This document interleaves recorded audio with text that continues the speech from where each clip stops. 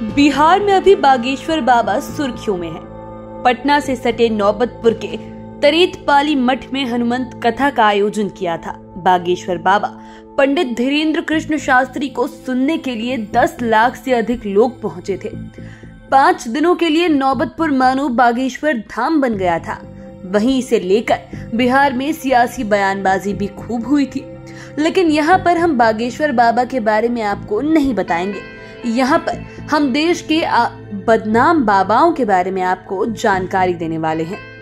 आज 5 PM के 5 का तड़का में आज हम आपको 5 ऐसे बाबाओं के बारे में बताएंगे जो धर्म और आस्था के नाम पर लोगों को लूट रहे थे। सबसे पहले बात करते हैं 5वें नंबर की। इस नंबर पर बात करते हैं निर्मल बाबा की। निर्मल बाबा का असली नाम निर्मलजीत सिंह है। ये बिहार के पड़ोसी राज्य झारखंड के रहने वाले हैं। बाबा बनने से पहले ये ठेकेदार थे, बाद में ये धार्मिक गुरु बन गए। कहा जाता है कि एक बार जब ये प्रवचन कर रहे थे तब इन पर एक व्यक्ति ने आरोप लगाया था कि निर्मल बाबा लोगों को लूटकर अपनी जेब भरने का काम कर रहे हैं। उसी वक्त ये आरोप उस व्यक्ति ने लगाया था कि निर्मल बाबा ने उसे भी उपाय बताकर पैसे ऐंठे थे। हालांकि इसका कोई प्रमाण उसने नहीं दिया था, इसीलिए उस वक्त पुलिस और जनता ने उनकी बात पर यकीन नहीं किया। लेकिन दिल्ली में हुए निर्मल बाबा के खुलासे ने लोगों के सामने निर्मलजीत सिंह नरूला उर्फ निर्मल बाबा की सच्चाई को रख दिया था। बाद में इन पर कई राज्यों में ठगी के केस भी दर्ज कराए गए। अब बात करते हैं 4थे नंबर की।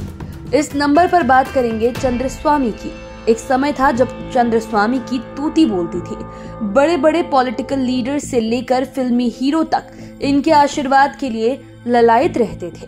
कई देशों के PM से लेकर राष्ट्रपति तक इनके भक्त थे। लंबे बाल, दाढ़ी, पीले वस्त्र और रुद्राक्ष की माला, इसमें चंद्रस्वामी का अलग ही प्रभाव दिखता था। इनके बारे में कहा जाता था कि चंद्रस्वामी कोई सभ्य आदमी तो नहीं थे, लेकिन इनमें दूसरों के दिमाग को जीतने का हुनर था। लेकिन चंद्रस्वामी तांत्रिक के बजाय बदनामी की वजह से ज्यादा सुर्खियों में आए थे। इन पर हथियारों की दलाली और हवाला का कारोबार, विदेशी मुद्रा अधिनियम का उल्लंघन जैसे कई संगीन आरोप लगे थे। इन सब वजहों से चंद्रस्वामी को जेल भी जाना पड़ा था। 66 इयर्स की एज में 2017 में इनका निधन हो गया था। अब बात करते हैं 3रे नंबर की। इस नंबर पर डेरा सच्चा सौदा के संस्थापक संत गुरमीत राम रहीम की बात करेंगे। इन पर जबरदस्ती नसबंदी कराने से लेकर रेप तक के मुकदमे दर्ज है। कई गंभीर आरोप लग चुके हैं। इतना ही नहीं, आश्रम की महिला भक्तों के साथ गंदा काम करने के मामले में CBI कोर्ट ने राम रहीम को दोषी भी करार दिया है। भले ही ये सजा याफ्ता है, लेकिन ये पैरोल पर बाहर आते रहते हैं।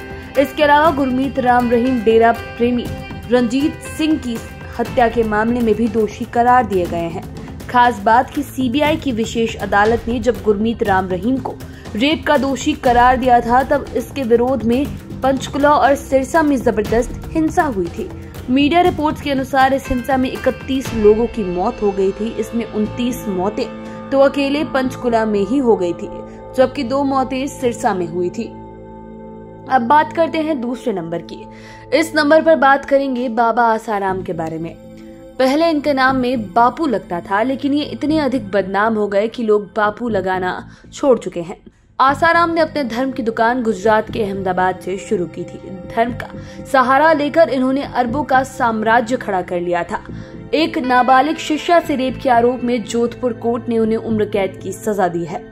ये आशीर्वाद देने के नाम पर नाबालिग लड़कियों के साथ गलत काम करते थे। आसाराम पर नाबालिग लड़की के साथ रेप और इसके अलावा जमीन हथियाने, बच्चों की हत्या करने समेत कई संगीन मामले दर्ज हैं। इनके बेटे नारायण साईं पर भी ऐसे ही आरोप लगे हैं। पिता की तरह बेटा भी जेल में बंद है।